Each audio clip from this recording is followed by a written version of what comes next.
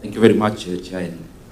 With your permission, I have all the time when your time permits, but I'll be brief so that we also give other members an opportunity to also interact on this matter. Honorable Ariko, you asked many questions, but I'll be brief in response so that I know you have afternoon sessions. You talked about when I was in budget chair and what I did for Safaricom share price. And I don't even know what to answer you. Because what does a budget chairman in Kenya has to do with the market prices of shares? There's nothing I do. I'm a market taker, just like any other Kenyan. And on that matter, respectively, Honorable Ariko, you are my brother. This issue came up when I was there, and I gave my voice. And my voice is as I have given the committee, because there's nothing to hide. The beauty about this conversation is that even the people who have appeared before you here, the technocrats from the National Treasury, they know the things I'm saying here are the correct ones. That was what they were also saying themselves. But because of the urgency of wanting to sell this share now and not tomorrow, that is my answer, what I think has changed. Then you asked about the valuation of, in terms of KCB being the transaction advisor. And I agree with you about there is the base price and there is the upper limit. In fact, you can change nothing.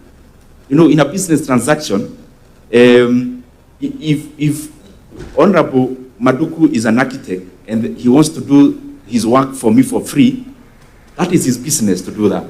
My business as a Kenyan is to look at where we are approaching the ceiling, not the floor.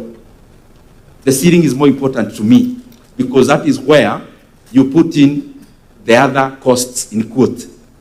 And in this matter, Honorable Ariko, through the chair, I only have one direct thing that you need to do to safeguard the Kenyan interests. Even if KCB gets 3 billion, it is okay. Just do one thing. Ask them, do you have a stockbroker's agent? And they do it in writing. Why am I saying so? That is how deals are cut. And we are here to protect public resources so that instead of the deals being cut to go outside of the public purse, this money to be directed into building roads and other things.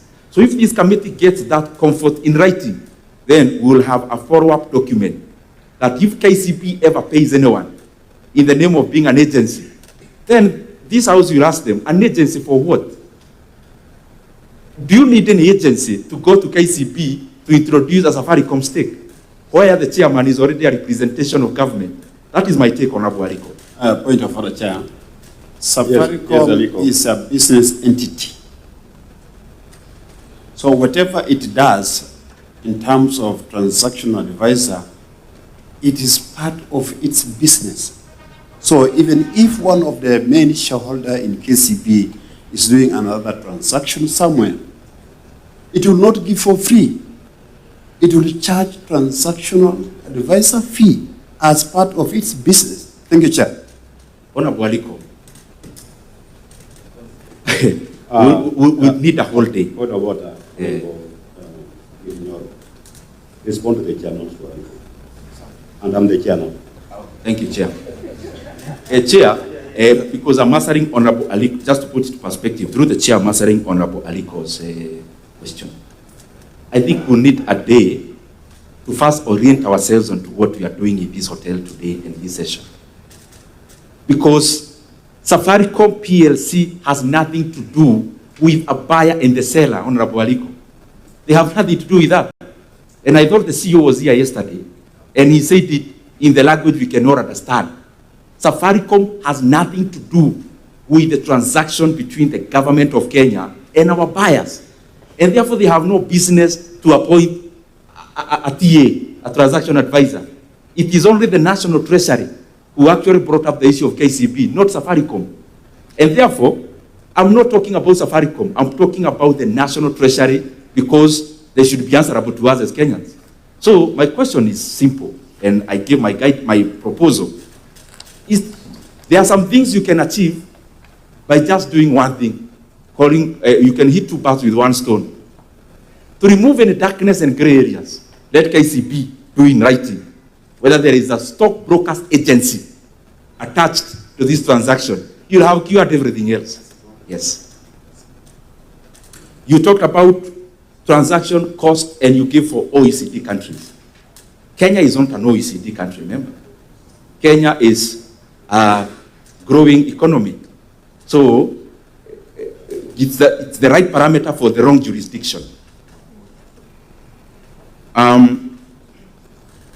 Some are repeating themselves, but you also talked about shares came down after government invested in Ethiopia. Precisely.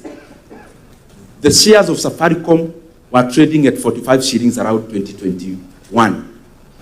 And the valuation of Safaricom PLC then was 1.8 trillion shillings share. Now we are coming at a level where the same Safaricom has already invested in Ethiopia, colossal amounts of money, but we are valuing it